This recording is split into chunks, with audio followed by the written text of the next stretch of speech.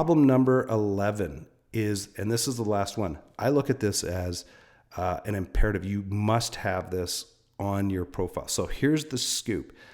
Ask for recommendations from individuals that you help. And the reason being, this is social proof to show that you know what you are doing.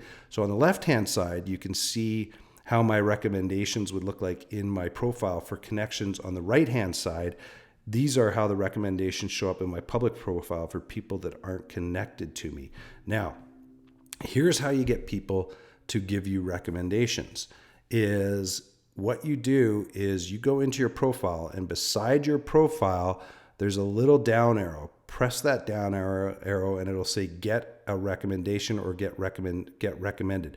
Click on that and it'll walk you through a process. Now, part of that process is you reaching out to somebody that you know and asking them to give you a referral. Here's what I would do.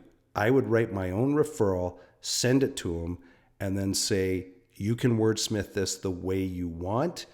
And then make sure you also follow up with an email and a phone call if they don't recommend you, to get them to recommend you and tell them that you actually sent them a recommendation request on LinkedIn.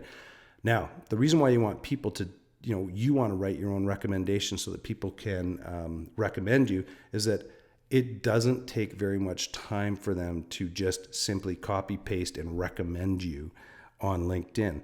And I'll tell you what, I've got 29 recommendations. I'll bet you easily half of them I wrote myself and asked people to leverage that as a recommendation. Huge social proof, shows people you know what you're doing. Put yourself in the shoes of an investor. If they're looking at